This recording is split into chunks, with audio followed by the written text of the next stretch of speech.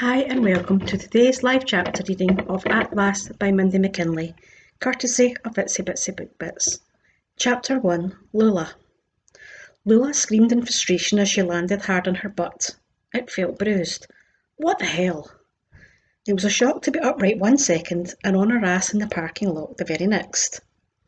The contents of her canvas bag surrounded her like ticker tape, and she groaned when she saw the literature essays she'd spent hours grading the night before, sopping up the contents of her thermos. Eyes shut, she took a deep breath before she let out a stream of curses that would have shocked even the hardest of freshman boys. Are you all right? She looked up towards the sky with a cringe at the sound of Dominic Adams' sensuous voice come from behind her. It made her shudder inwardly like the low, luxurious sound of a violin's open G. Why him of all people? Yes, Lula grumbled, I'm fine, thank you. She hated how ungrateful she sounded, but she was wholly unable to stop it. She had hoped no one had seen. Dominic squatted in front of her and peered into her face. Instead of looking up like a normal human, she concentrated on the way his thigh muscles moved beneath his perfectly pressed pants. Hey! His voice was gentle, forcing her to acknowledge his presence. He was holding his hand out expectantly. Let me help you, please.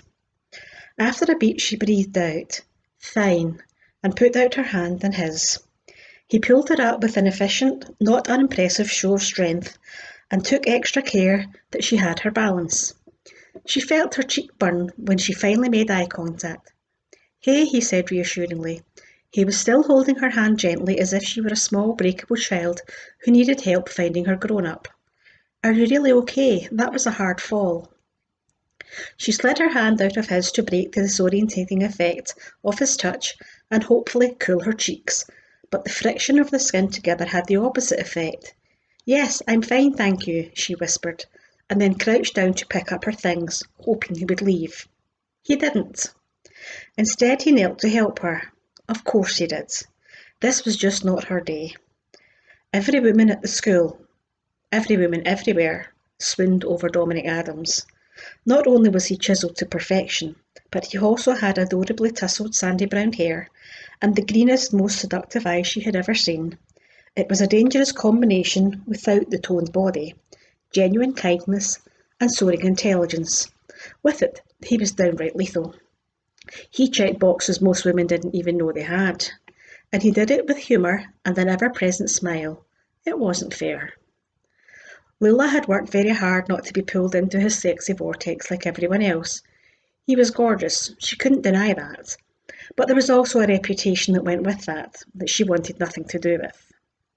They worked in silence while she angrily plucked sodden essays from the ground, and he chased after her alarmingly large collection of colour pens with a bemused grin that made her somehow even more irritated. It was damn hard work to keep from imagining him without his neatly pressed and delightfully fitted button-up shirt. He was smiling his stupid lopsided smile at her when they stood. All good? All good, she repeated, and then tried to smile. It was more of a pained smirk. Thanks. He shrugged and put his hands in his pockets. He looked boyish, delectable. It was really no problem, Lulu. His grin made her stomach buzz so intensely that she didn't bother to correct him. His mouth twitched. Do you know you sound like a bobcat when you're frustrated? Oh, God. You have a good day, he winked, and be careful, okay? All she could do was nod. Damn it, Lou. Dominic. Hey, Dom, how was your weekend? Hey, Chaz. Dom fell in step with his friend as they walked down the hall of Chicago's East High School, their voices bouncing off the walls of the empty hallways. Amazing as usual. Chaz laughed in his open, friendly way. I bet it was. He pulled her office door open. What was her name this weekend? Dom grinned. His friend knew him far too well. Sandra, the blonde with the long legs. His grin widened into a reckless smile. Chaz let out a low whistle. Man, you're going to have to leave some women for the rest of us. Hey, Dom held up his hands as if he had no control over the situation. Can I help it if women find me irresistible? I was thinking arrogant would be a better fit. Dom laughed and pretended to be momentarily hurt. At least I've left you all the single teachers at East High School. Which leaves what, like 2 options? Yeah, thanks, man. Chuckling, Dom began to put his things away in his desk. It wasn't as if Chaz needed any help. He had his own fair share of weekend stories that put a few of his own to shame. He was a good guy, bit of a commitment phobe, but Dom didn't have any room to judge in that matter. He was just glad to have a friend in the apartment that was unmarried and under the age of 35. If he never had to listen to another discussion of sciatica, it would be just fine with him. I don't know, Dom suggested. Mrs. Munro was looking pretty good last week. Did you see those gams? Those gams, Chaz returned easily. Haven't seen the light in over 65 years. And, he added as he took his seat, I'm grateful for that. Laughing, Dom settled into his own chair. They were the first ones in a small office they shared with 4 other teachers, and they made use of the rare alone time to fully expound on the merits of Sandra's athletic prowess. She had been, in a word, flexible. He was just about to describe a particularly delicious moment when the door burst open. "Oh, hey guys," the tiny, frazzled-looking blonde gushed as she entered the room, with an overlarge bag and a coat she could never seem to button properly. With 3 toddlers and an asshole husband, frazzled was pretty much her permanent state. Dom suspected she was always at the edge of losing it, and stood in awe of her ability to keep it together day after day, with class after class of freshman challenges. "Morning, Sarah," they both answered, their conversation coming to a full stop. Sarah would have died on the spot had she heard the words that had been about to come out of Dom's mouth. It was for the best anyway. He had worksheets and daily plans to pull together before the bell rang. He enjoyed his seed-sowing weekends, but he took his job seriously. He was a teacher first and foremost, and he never went into his classroom unprepared. The students of East could smell a teacher winging it from the parking lot and would swoop in like vultures. He shuddered at the thought. Still, he let the memory of Sandra's very long legs bring a smile to his face as he packed everything he needed into his bag for the morning.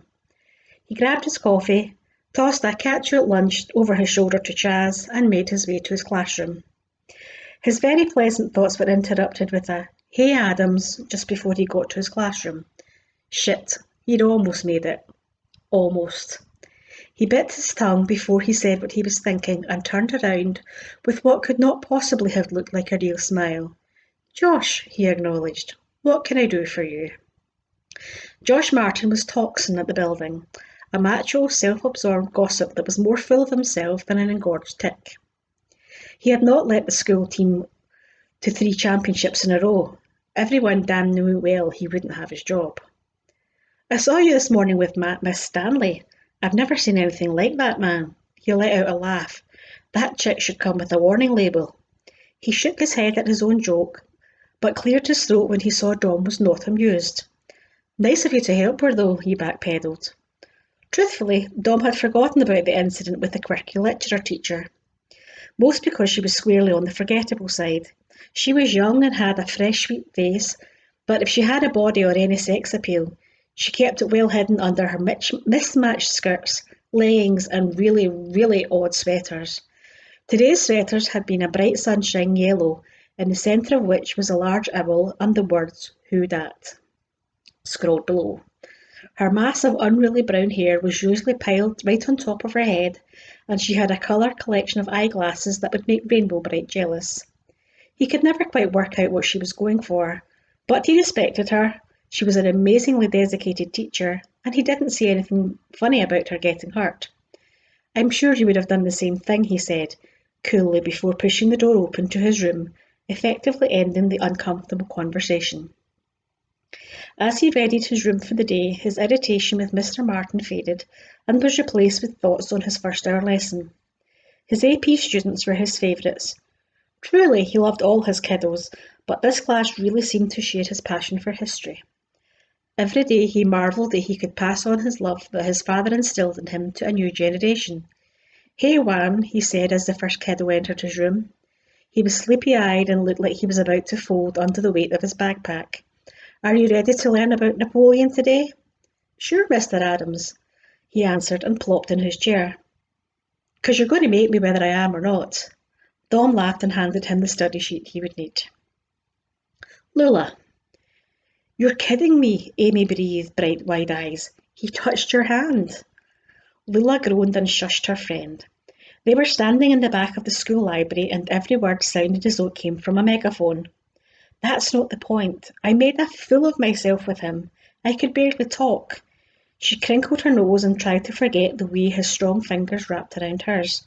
And he said I sounded like a bobcat. Amy laughed but then shook her head when Lula flashed her a look. Listen, Dominic Adams touched you. That's all you need to know about why your brain doesn't work. She raised an eyebrow and leaned in. I once saw a high-powered lawyer lose her complete shit over him. It's not really like you have a choice. It's biology. Lula sighed. She loved her best friend truly, but this was not helping. You don't really believe that, do you? Normally I wouldn't, but there's just something truly primal about that man. A smile played at her pretty lips, and Lula got the feeling she was mentally undressing him. She let out a sensual, Lula threw her hands up. All right, I'm done with you. She laughed. Don't you have a library to organise? That I do. Lunch later. Every day. Lula blew her a kiss before she left. Miss Stanley, a young voice called from behind as she stepped out into the hallway. Lula smiled and turned to see one of her favourite students bounding up to her, breathless. Kaylee Briggs was a near-carbon copy of herself in high school, a socially and physically awkward, book-loving, straight-A student. Good morning, Kaylee. How are you today? I was thinking something classic. I feel like I haven't delved deep enough yet, she answered, still bobbing with enthusiasm.